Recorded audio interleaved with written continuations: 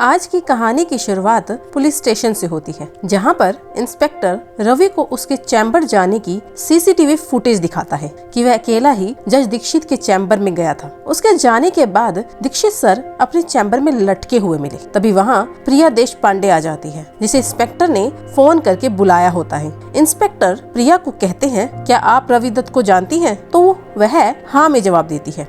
तब इंस्पेक्टर रवि की तरफ इशारा करते हुए प्रिया से कहता है कि मर्डर वाली रात यह इकलौते इंसान उनके चैम्बर में गए थे। यह 8 बजे अंदर गए और 9 बजे बाहर आ गए। उसके बाद जज दीक्षित के चैम्बर में कोई नहीं गया। इसका प्रूफ यह सीसीटीवी फुटेज है। मगर रवि कहता है, मेरे जाने के बाद वहाँ 2 इलेक्ट्रिशियन आए थे। असल में गवर्नर के लोगों ने ही जज दीक्षित सर को मारा है। तभी रवि कहता है, अगर मैंने दीक्षित सर को मारा है तो 9:30 बजे मुझे दीक्षित सर का मैसेज कैसे आ सकता है? मगर इंस्पेक्टर उस मैसेज को सच मानने से इनकार कर देता है। तभी आदि कहता है कि आप पहले फोन लोकेशन चेक कीजिए। अगर दीक्षित सर का फोन एक्टिव था 9:30 बजे, तो इस बात से क्लियर हो जाएगा कि रवि मर्डर के टाइम पर वहां मौजूद ही नहीं था। तब प्रिया बोलती है कि आप रवि को गिरफ्तार नहीं कर सकते, क्योंकि यह सीसीटीवी एडिट भी की जा सकती है। पहले आप ढंग का सबूत लाइए, उसके बाद ही गिरफ्तार कीजिएगा। यह कहकर प्रिया रवि और आदि को वहां से लेकर चली जाती है। वहां से निकलने के बाद प्रिया रवि से पूछती है कि दीक्षित सर और आपके बीच में क्या बात हुई थी? तब रवि कहता है कि उनकी तरह मैं भी एक शीलेदार हूँ। यह बात जज दीक्षित सर ने मुझसे कही थी। आदि कहता है, तुम क्या बोल रहे हो रवि? शीलेदार मतलब? तब रवि कहता है, मुझे किसी खजाने की रक्षा करनी है। तभी रवि जज दीक्षित का भेजा गया मैसेज प्रिया को दिखाता है। तभी रवि की नजर मैसेज के लेटर पर पड़ती है। कुछ लेटर्स कैपिटल लेटर में होते हैं। उन कैपिटल लेटर्स को जोड़कर बनता है चैम्बर। चैम्बर वर्ड सुनते ही वह लोग दीक्षित सर का चैम्बर याद आता है। इसके बाद तीनों लोग दीक्षित सर के चैम्बर पहुंच जाते हैं। इधर गवर्नर रामचंद्रन फोन पर अपने आदमियों को डांट रहा होता है, जिन्होंने दीक्षित सर को मारा है। वह लोग पहले से ही कोर्ट के बाहर कार में होते हैं। तभी रवि, प्रिया और आदि भी वहां पहुंच जाते हैं।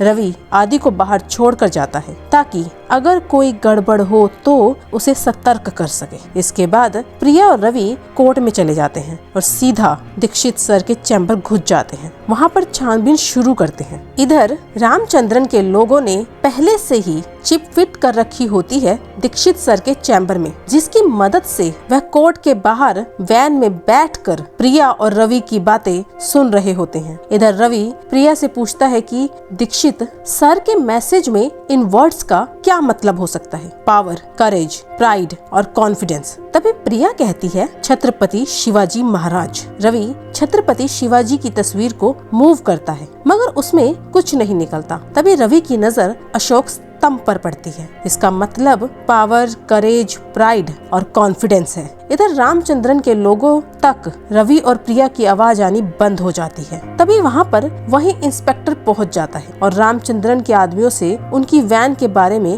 पूछताछ करता है। इधर प्रिया और रवि फाइनली मैसेज का सही मतलब निकाल लेते हैं और एक साथ अशोक स्तंभ को घुमाते हैं। तभी नीचे से एक बॉक्स खुलता है। उसमें से एक अजीब सी चीज निकलती है और साथ में एक पेपर होता है। पुलिस गेट पर लगातार नॉक कर रही होती है। इससे पहले इंस्पेक्टर उन तक पहुंच सके, वह लोग खिड़की से कूदकर कार की मदद से वहां से भाग जाते हैं। इधर गवर्नर रामचंद्रन एक अवार्ड फंक्शन पर मौजूद होता है। अवार्ड का नाम होता है शिव भूषण पुरस्कार। यह पुरस्कार केवल उन व्यक्तियों को दिया जाता है जो छत्रपति शिवाजी महाराज के ऊपर सबसे अद्भुत खोज करते हैं। यह पुरस्कार लेने श्री प्रताप चंद्र राव आते हैं। प्रताप चंद्र राव ने अपनी पूरी जिंदगी छत्रपति शिवाजी महाराज की धरोहर को खोजने में लगा दिया। वह पुरस्कार एक्सेप्ट नहीं करते, क्योंकि उन्हें लगता है कि अभी उन्होंने छत्रपति शिवाजी महाराज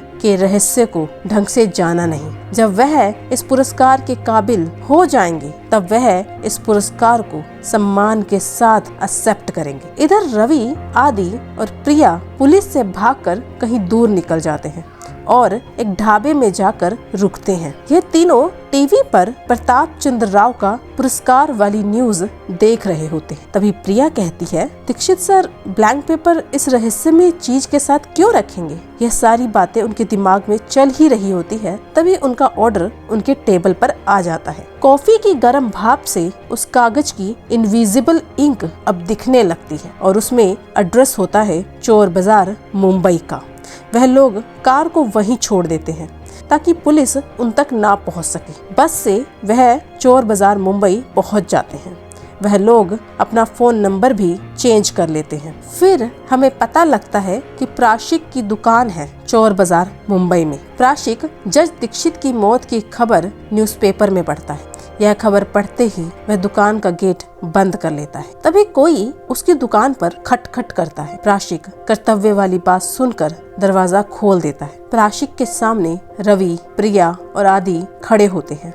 वह लोग प्राशिक को अपना इंट्रोडक्शन देते हैं कि वह जज दीक्षित को कैसे जानते हैं। तभी वहाँ पर गवर्नर रामचंद्रन के लोग आ जाते हैं। रवि, प्रिया और आदि बड़ी मुश्किल से वहाँ से भागकर और उनको चकमा देकर वहाँ से निकल जाते हैं। प्राशिक तीनों को अपने घर ले जाता है। वहाँ जाकर प्राशिक सबको बताता है कि दीक्षित सर ने मुझे यह ढूंढने के लिए कहा था। बहुत खुदाई और मेहनत के बाद हमें यह मिला, मगर इसको ढूंढने की कीमत मुझे बहुत बड़ी चुकानी पड़ी। कुछ लोग इस रहस्यमय चीज को पाना चाहते हैं। इसको पाने के लिए ही उन्होंने मेरी पत्नी और मेरा घर को जला दिया। दीक्षित सर ने मुझे उन लोगों से दूर मुंबई भेज दिया और मैं भी नए नाम के साथ जीने लगा। तब प्राशिक वह चाबी रवि को देता है जो उन्हें दीक्षित सर ने दी थी। तभी हमें पता लगता है प्रिया गवर्नर रामचंद्र के साथ मिली हुई है। और यहीं पर द सीक्रेट ऑफ शीलेदार सीजन 1 का एपिसोड नंबर 2 खत्म हो जाता है। इस तरह की एक्सप्लेनेशन वीडियो के लिए चैनल को लाइक, शेयर, सब्सक्राइब करना ना भूलें। Thank you.